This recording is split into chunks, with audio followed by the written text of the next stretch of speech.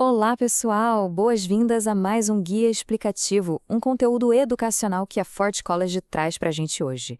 É muito bom ter a companhia de todo mundo para mergulharmos fundo no ecossistema de desenvolvimento Web3. Bom, na nossa última análise, a gente viu como criar a estrutura básica de um projeto. E hoje?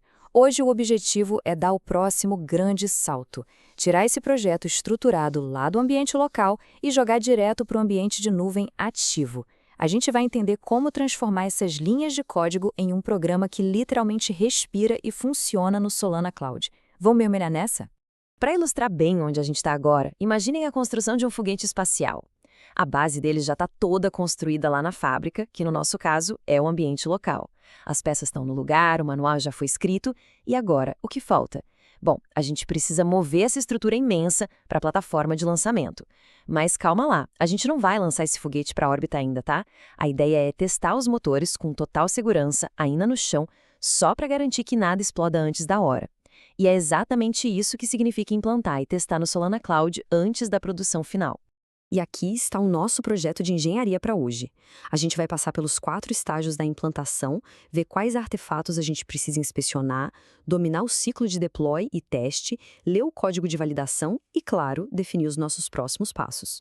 Começando com a parte 1, os 4 estágios da implantação. Vamos dar uma olhada em como o nosso código local vira, de fato, um tempo de execução gerenciado lá na nuvem. Fazer o deploy não é um passo mágico onde tudo acontece de uma vez. Na verdade, são 4 estágios mecânicos bem lógicos. Primeiro, a gente tem a compilação, que é onde o programa vira aquele formato binário exato que a nuvem está esperando. Segundo, vem o empacotamento, que é basicamente juntar os arquivos de suporte, tipo as configurações de ambiente, dentro de um manifesto. O terceiro é a publicação, ou seja, o upload desse pacote direto para o armazenamento na nuvem. E por último, o registro, que é quando a nuvem finalmente cria um vínculo super estável para essa configuração toda. E olha, o que é realmente fascinante é o resultado desse último estágio de registro.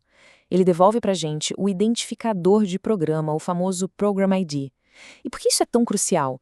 É porque ele funciona como se fosse o endereço postal exato e único do nosso código lá na nuvem. Sem esse endereço, é simplesmente impossível rodar qualquer teste contra aquela build específica que a gente acabou de enviar. Então, ele vai ser o nosso alvo absoluto para todas as interações daqui para frente. Avançando para a parte 2, artefatos a inspecionar. Pensem nesses artefatos como se fossem os dados vitais de telemetria do nosso foguete. Se por acaso algo não sair como planejado, a gente tem um verdadeiro guia de sobrevivência com 4 artefatos principais. O pacote, que serve para checar o formato dos binários, o manifesto, que guarda as variáveis de ambiente para a gente verificar se a configuração está consistente, o registro de implantação, que é onde ficam os IDs e as tags de versão, e, claro, os famosos logs, que vão mostrar aqueles rastreamentos e mensagens que a gente precisa ler com calma para entender o que exatamente o programa está aprontando nos bastidores. Então, a grande sacada aqui é: por que esses artefatos importam tanto? A resposta é simples: rastreabilidade e reprodutibilidade. São eles que permitem vincular qualquer transação que falhe ao pacote e à configuração de ambiente exatos que estavam rodando na hora. Ou seja, se der erro, acabou a adivinhação. A telemetria vai apontar com precisão cirúrgica para qual versão de código e com quais variáveis o problema aconteceu. Chegamos na parte 3, o ciclo. Essa é a rotina prática que a gente vai usar para validar o código o tempo todo. O fluxo no tempo é super direto: implantar, testar e inspecionar os logs. E a grande ênfase aqui é a velocidade.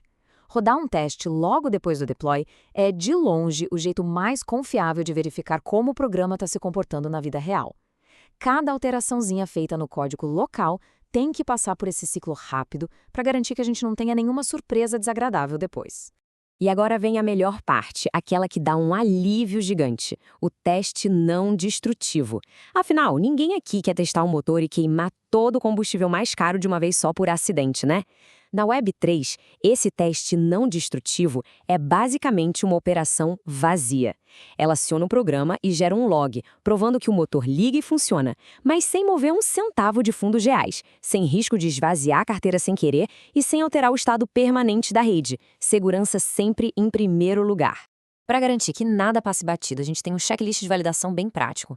Primeiro, confirmar a compilação. Depois, capturar aquele Program ID que a gente já conversou. Em seguida, assinar a transação usando um par de chaves local, mandar essa transação para a rede e, na mesma hora, buscar os logs. Uma dica de ouro aqui é sempre usar tags de versão bem descritivas em cada ciclo, porque se uma atualização nova quebrar alguma coisa, fica super fácil voltar para a versão que estava funcionando. Entrando na parte 4, lendo o código de teste. Vamos ver como a gente interage com esse ambiente que acabou de ser implantado.